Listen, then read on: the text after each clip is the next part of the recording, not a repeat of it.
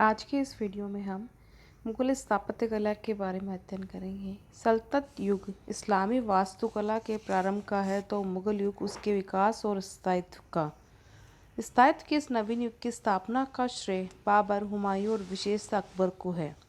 जहांगीर और शाहजहां के काल में मुगल स्थापत्य का उत्कर्ष हुआ। शाहजहां का युग इसका स्वर्ण युग कहा जाता है। इस दृष्टि से मुगल स्थापत्य के दो युग माने जा सकते हैं, बाबर, हुमायूं और अकबर का युग, और दूसरा जहांगीर, शाहजहां और औरंगजेब का युग। वास्तुकला की दृष्टि से मुगल शैली का जन्म अकबर के शासन के पूर्व नहीं हो सका। बाबर ने यद्यपि कुछ स्मारकों के निर्माण का प्रयास किया था, परंतु इस इमारतों के अस्तित्व के विषय में कोई साक्ष्य उपलब्ध नहीं है। लेकिन यह निश्चित है कि वह कला पारंगत था और ग्वालियर की स्थानीय वास्तुकला से वह बहुत अधिक प्रभावित हुआ था। बाबर के युग में बनी दो मस्जिदें शेष है, पानीपत की काबुली बाग मस्जिद तथा रुहेलखंड में संभल की मस्जिद। हुमायूं का मकबरा। बताया जाता है कि हुमायूं अपने पिता के समान कला प्रेमी था, लेकिन आश्चर्य है कि उसके युग की कोई इमारत हमें ज्ञात नहीं है। मृत्यु के 8 वर्ष पश्चात 1564 में हुमायूं की रानी हाजी बेगम ने बड़ी लगन से हुमायूं का मकबरा बनवाया। ऐसा प्रतीत होता है कि इसके निर्माण में फारसी और अरबी कलाकारों ने योगदान दिया था। हाजी बेगम के वास्तुकारों में एक नाम मिर्जा गियास का है, जो फारसी प्रतीत होता है। वास्तव में यह मकबरा फारसी विचार की भारतीय प्रस्तुति है। मुख्य मकबरा 22 फीट ऊंची मेहराबदार चौकी पर स्थित है। इसके चारों ओर 4 विशाल मेहराब हैं, जिनके दोनों ओर वर्गाकार छतरियां और मीनार हैं। अंदर मध्य में 8 पहलू विशाल कक्ष है, जिसके ऊपर विशाल दोहरा गुंबद बनाया गया है, जिसके चारों ओर 4 छतरियां हैं। कुछ फूली हुई आकृति पर उठी हुई गर्दन पर बना इसका गुंबद मुगल वास्तुकला की उत्कृष्ट कृति है। मुगल वास्तुकला का अकबर युग। अकबर के युग में मुगल वास्तुकला का विस्तार हुआ। अकबर को भवन निर्मित कराने का शौक था। अबुल फजल के अनुसार सम्राट सुंदर इमारतों की योजना बनाता था और तुरंत उसके विचार रूप धारण कर लेते थे। इस समय आगरा, फतेहपुर सीकरी, लाहौर, इलाहाबाद और सभी स्थानों पर निर्मित भवनों पर अकबर के व्यक्तित्व की छाप देखी जा सकती है। अकबर के काल में धार्मिक महत्व की बहुत कम इमारतें निर्मित हुई। आगरे का किला। अकबर के किलों के निर्माण कराने में विशेष ध्यान दिया। उसने आगरा, इलाहाबाद और अटक में विशाल किलों का निर्माण करवाया। इनमें आगरे का किला सबसे पहले बना। इसका निर्माण 1565 ईस्वी में अकबर के प्रधान वास्तुकार कासिम खां के निर्देशन में आरंभ हुआ। इसके निर्माण में 15 वर्ष लगे। इसकी 70 फीट ऊंची दीवारें कुशलता के साथ लाल पत्थर से बनाई गई हैं। किले में 4 प्रवेश द्वार थे। इसके पश्चिमी भाग का प्रवेश द्वार दिल्ली दरवाजा कहलाता है, जो 1566 में बनकर तैयार हुआ। अबुल फजल के अनुसार अकबर ने बंगाली और गुजराती शैलियों में किले के अंदर लगभग 50 से अधिक लाल पत्थर की इमारतें बनवाई थी। वर्तमान में शाहजहां ने इनमें अधिकांश को गिरवाकर श्वेत संगमरमर की नई इमारतें बनवाई। इसलिए वर्तमान में अकबर के युग का प्रतिनिधित्व करने वाली केवल 2 इमारतें शेष हैं, जहांगीरी महल और अकबर महल।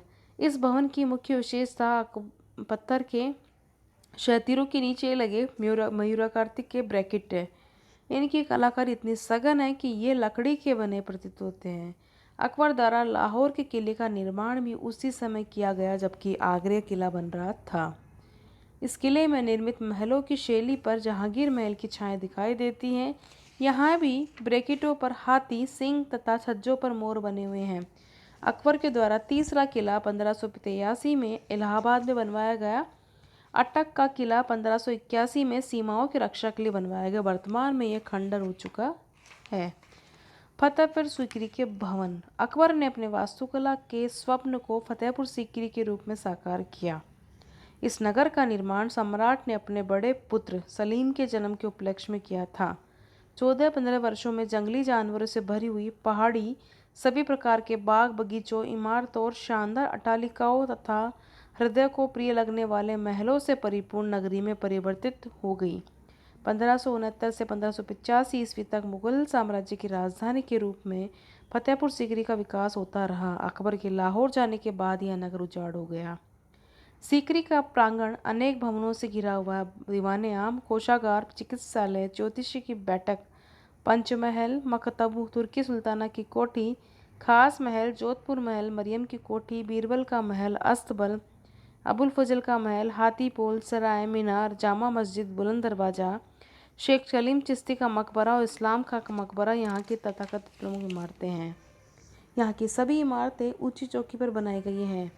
दाहिनी ओर छोटी सी इमारत तथाकथित दीवान खास है, जहाँ अकबर विशिष्ट व्यक्तियों के साथ बैठकर वाद विवाद या सलाह करता था। इन व्यक्तियों में विभिन्न धर्मों के आचार्य भी होते थे। यह भवन इतना छोटा है कि इसका नाम और तथाकथित उपयोगिता संदिग्ध है। इसके मध्य में 28 वर्ग फुट का एक डोरदार कक्ष है।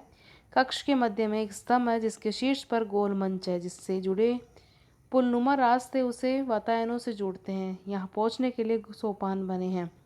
निश्चय इस भवन को अपनी मौलिक रचना और योजना के लिए प्रशंसा की जानी चाहिए। दीवानी खास के पश्चात उत्तर में स्थित दूसरी इमारत राजकीय कोषागार कही जाती है। इसी बैठक के पास 5 मंजिल का विशाल भवन है जिसे पंचमहल कहा जाता है। यह भवन स्तंभों पर आधारित है। भूमितल में 48 स्तंभ है जिस पर शेष 4 तल आधारित है, जो क्षेत्रफल में क्रमशः छोटे होते गए हैं। इस भवन का 5वां तल 4 स्तंभों पर आधारित छतरी है। पंचमहल के पास शहजादों का मकतब है। शहजादों के मकतब के सामने एक छोटी सी अत्यधिक अलंकृत इमारत है जिसे तुर्की सुल्ताना की कोठी कहा जाता है। पर्सी ब्राउन ने इस भवन की बहुत प्रशंसा की है। यह एक छोटा सा महल है जिसके आगे दालान बना है।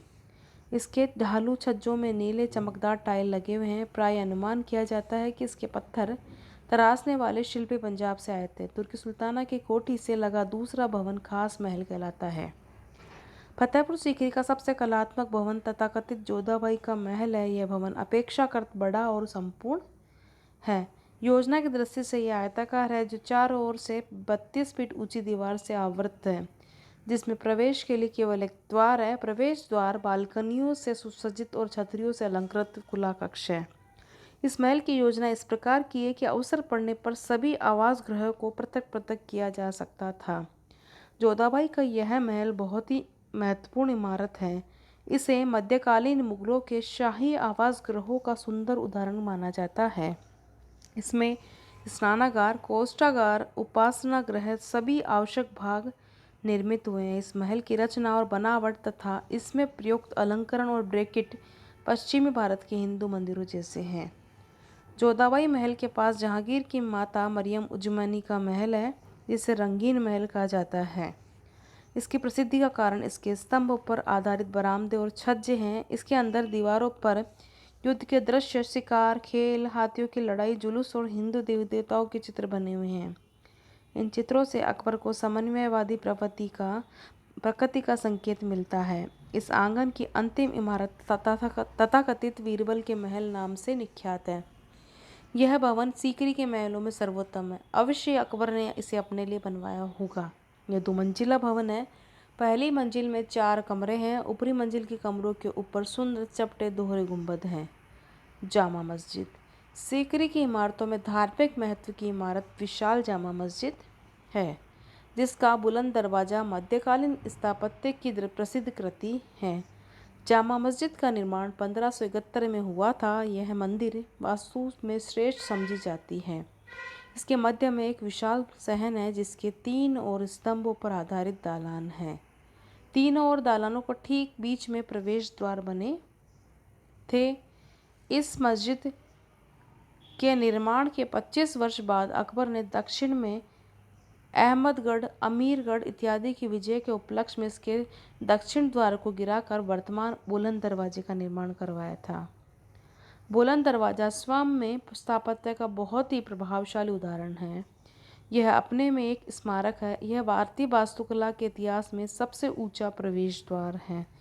यह भूमि से 176 फीट ऊंचा है। जिस चबूतरे पर बना हुआ है उससे 134 फुट ऊंचा है। इसके विशाल आकार से के सामने अन्य इमारतें लघु प्रतीत होती हैं।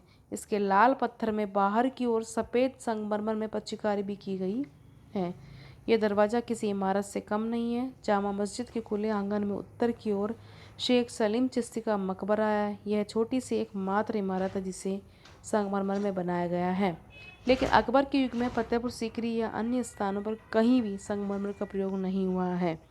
इसलिए प्राय अनुमान किया जाता है कि इसका निर्माण अकबर के काल में लाल पत्थर से हुआ होगा, परंतु बाद में जहांगीर ने इससे लाल के स्थान पर संगमरमर पत्थर लगवा दिया होगा। इसके ऊपर का एक भाग गुंबद से आवृत है।